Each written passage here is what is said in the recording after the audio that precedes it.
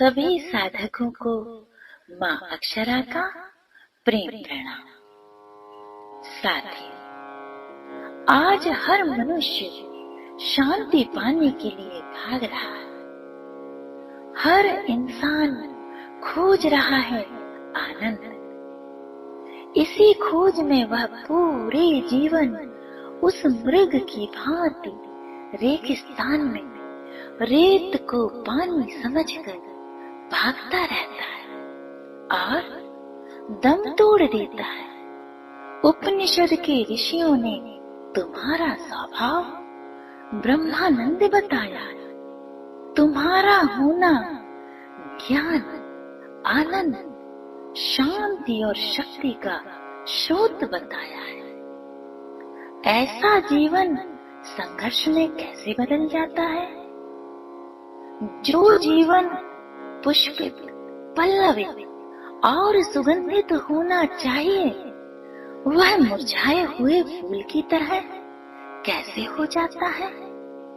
जिस जीवन से प्रेम के सोते फूटने चाहिए थे, वह जीवन ईर्ष्या, घृणा, क्रोध और विकारों से कैसे भर जाता है? आखिर क्यों आनंद ढूंढने निकला मनुष्य आनंद की एक फुहार से भी वंचित रह जाता है? दरअसल तुम चूक जाते हो बुद्ध के जीवन को बारीकी से देखने। तुम चूक गए महावीर का जीवन देखने से।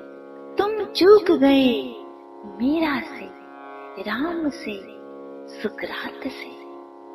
इनके जीवन में और तुम्हारे जीवन में फर्क है तो सिर्फ गहरी समझ, होश और जागरण का।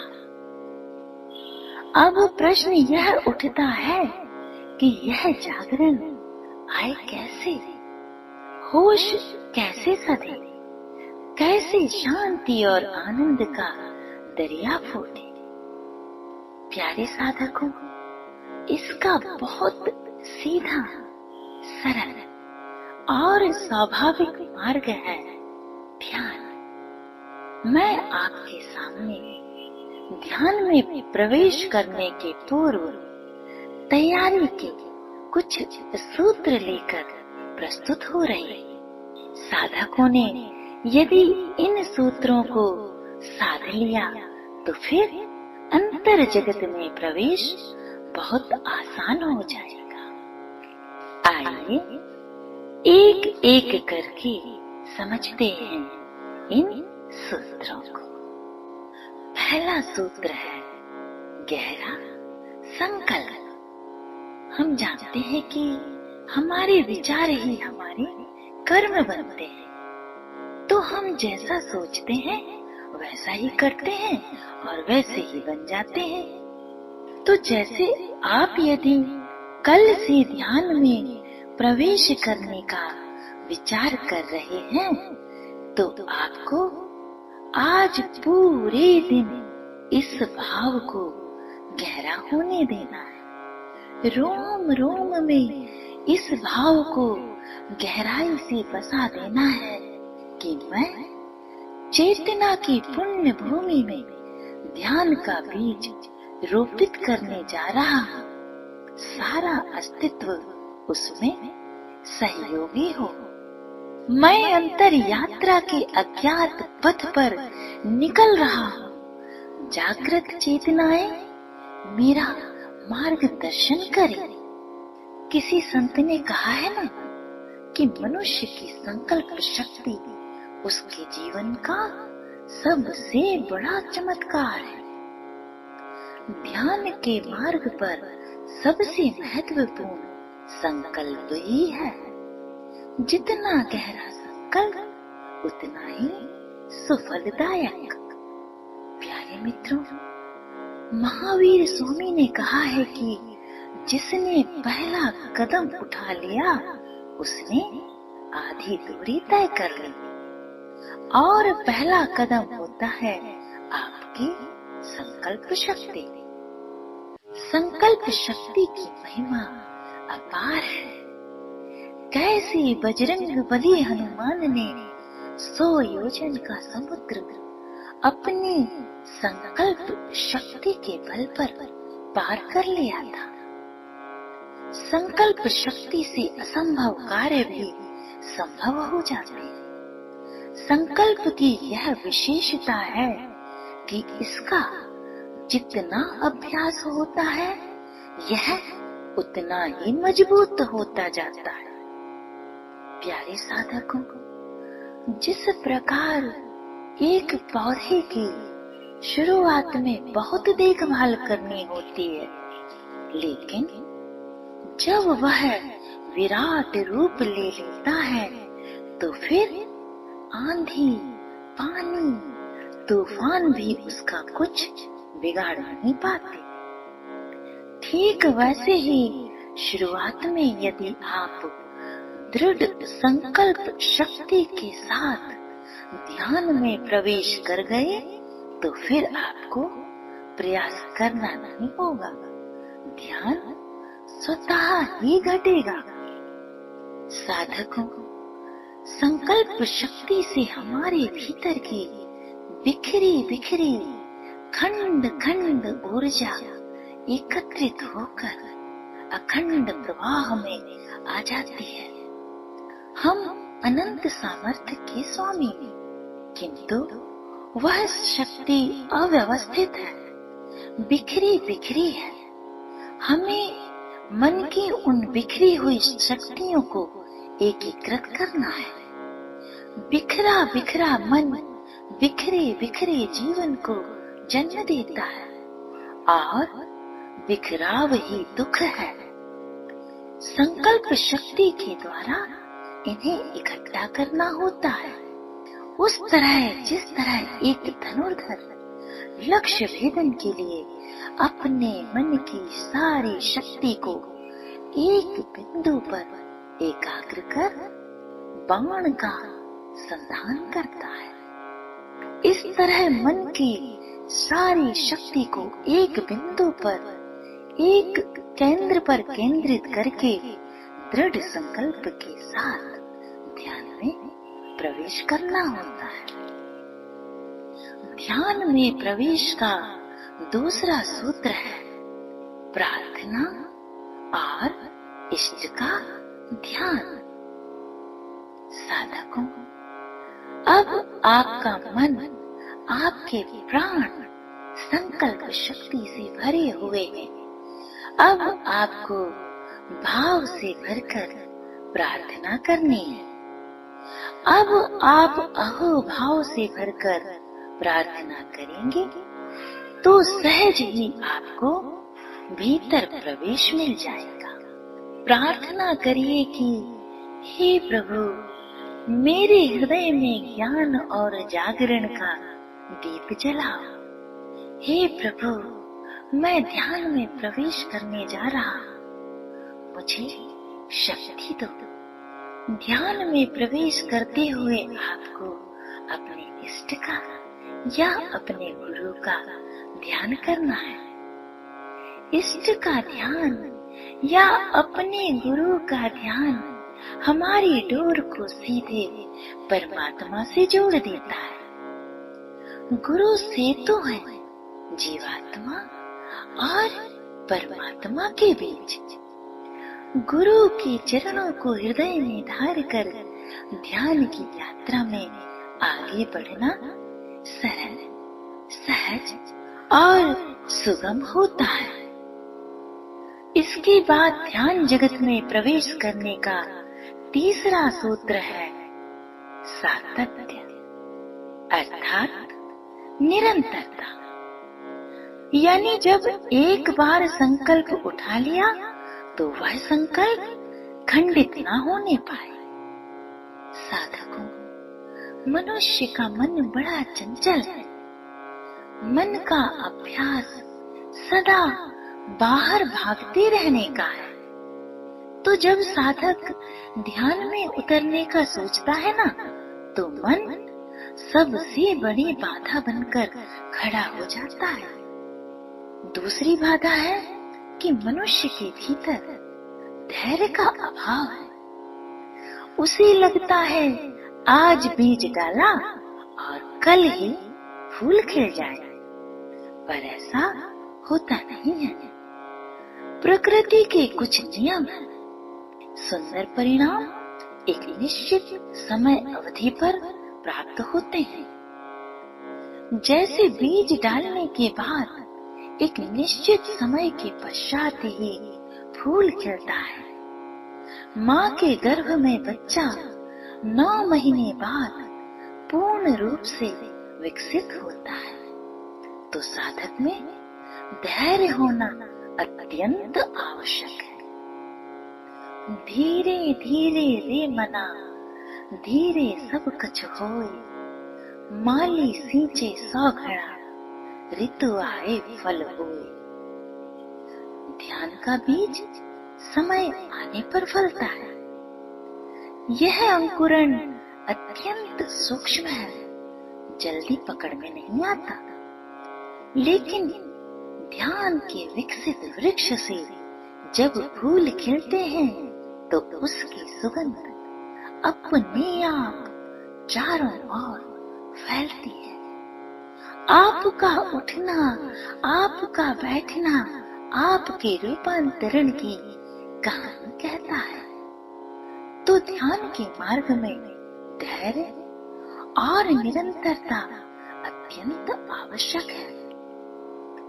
निरंतर अभ्यास करते रहने से ध्यान का पुष्प खिलता है। निरंतर बहता झरना अपने प्रवाह से चट्टान को भी तोड़ देता है। साधकों, ध्यान में प्रवेश करने जा रहे हैं तो धैर्य और निरंतरता बनाए रखनी होगी। और एक दिन जब तुम्हारे भीतर से ध्यान की गंगा बहेगी, तब अखिल ब्रह्मांड उसकी शीतलता से तरबतर हो जाएगा। ध्यान की हर डुबकी के बाद तुम पाओगे कि तुम बदल रहे हो, तुम रूपांतरित हो रहे। आइए अब प्रवेश करते हैं चौथे सूत्र में। चौथा सूत्र है निश्चित समय, स्थान एवं आसन। प्रारंभिक साधकों के ध्यान में गहरे उतरने के लिए निश्चित समय और एक सुनिश्चित स्थान का चुनाव बहुत जरूरी है। जिस तरह जब आप एक निश्चित समय पर भोजन करते हैं, एक निश्चित समय पर सोते हैं या निश्चित समय पर कोई भी काम करने का अभ्यास कर लेते हैं, तो आपका मस्तिष्क आपको उस समय पर उस काम को करने की सूचना दे देता है। आपको घड़ी देखने की भी जरूरत नहीं पड़ती। ठीक वैसे ही जब आप एक निश्चित स्थान पर ध्यान का अभ्यास करते हैं, तो आपका मस्तिष्क आपको उस समय ध्यान करने के लिए जागरूक कर देता है। साधकों, प्रतिदिन आपको एक निश्चित स्थान और निश्चित समय पर ही ध्यान का अभ्यास करना चाहिए। इससे हमारा शरीर और मन उस वातावरण के साथ मित्रवत हो जाते हैं और हमें ध्यान में उतरने में सहयोग करते हैं। जिस तरह एक नए बिस्तर पर नींद आना मुश्किल होता है, वैसे ही बार बार ध्यान का स्थान बदलने से ध्यान में उतरने में कठिनाई आती है। इसलिए आपको एक निश्चित स्थान पर निश्चित समय पर बैठकर ध्यान करना है। निश्चित स्थान पर बैठने से आपका जो स्थान है वह ध्यान ऊर्जा से आप्लावित होने लगता है और फिर कुछ दिनों के बाद उस स्थान पर बैठते ही आपका ध्यान सहज रूप से लगने लगता है। निश्चित समय और निश्चित स्थान पर ध्यान करने से आपका मन भी धीरे धीरे गहराई में डूबने के लिए राजी होने लगता है। आइए अब आसन को समझते हैं। साधकों, हम जानते हैं कि शरीर और मन का बहुत गहरा संबंध है। जैसे जैसे आपका शरीर शांत होता है, आपका मन भी शांत होने लगता है और विचारों की गति धीमी पड़ जाती है। आसन है अचल स्थिति में अपने आप को स्थिर करना। तो अचल स्थिति क्या है? अचल है ब्रह्म की अविचलता में अपने को स्थित करना। एक बार आपका आसन सध जाए, फिर ध्यान में उतरना आसान हो जाता है।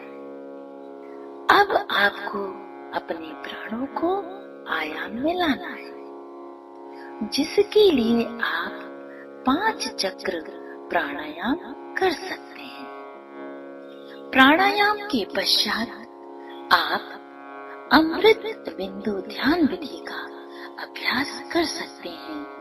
अमृत बिंदु ध्यान विधि का लिंक आपको डिस्क्रिप्शन में मिल जाएगा। अब आपको अहोभाव से भरकर प्रार्थना के साथ अपना ध्यान संपन्न करना चाहिए। हृदय से भरकर भावों से आभार व्यक्त करना चाहिए। अस्तित्व का, उस परमात्मा का, कि संसार में इतने लोगों में से आप अस्तित्व के द्वारा चुन लिए गए हैं, जिसके भीतर ध्यान में उतरने की जागृति आई। आप अस्तित्व के द्वारा चुने हुए अनमोल मोती हैं। प्यारे साधकों, मनुष्य अनंत सामर्थ्य के साथ पैदा होता है। जिस चेतना के साथ मनुष्य पैदा होता है, उसका पूर्ण विकास ध्यान के द्वारा होता है। ध्यान करने से मन रूपी लहर धीरे धीरे आत्मा रूपी समुद्र से मिलकर असीम हो जाती है, जिसका कोई और छोर नहीं होता। साधकों, मन की प्यास को समझने की कोशिश करें कि मन आखिर क्या खोज रहा है। कारण क्या है जो मन चंचल है? दरअसल मन का स्वभाव अधिक आनंद की ओर जाना है। जिस प्रकार एक तितली एक फूल से दूसरे फूल, दूसरे फूल से तीसरे फूल पर उड़ती है और देखने वाले को लगता है कि तितली का स्वभाव चंचल है, पर सोचिए, यदि उसको एक ही फूल पर रस का अनंत स्रोत मिल जाए, तो वह एक फूल से दूसरे पर क्यों उड़े? ठीक उसी प्रकार मन की चंचलता उसकी आनंद के लिए खोज है। जब हम ध्यान में शांत होकर बैठते हैं, तो धीरे धीरे मन को वह अनंत आनंद का स्रोत प्राप्त होने लगता है, जिसके लिए वह तड़प रहा था। मन आत्मवान हो जाना चाहता था। साधकों, जरा सोचिए, क्या हमारा जन्म केवल चेतना की 3 अवस्थाओं जागरण, स्वप्न और सुषुप्ति में ही घूमकर विदा हो जाने के लिए हुआ है? नहीं। आओ, ध्यान रूपी रथ पर सवार होकर लौट चलें अपने असली घर की ओर, लौट चले अपने स्रोत की ओर, लौट चले अपनी आत्मा की ओर। आओ अपने स्वभाव में स्थित होकर पाए उस मूलभूत प्रश्न का उत्तर कि मैं कौन हूँ, मैं कौन हूँ, मैं कौन हूँ।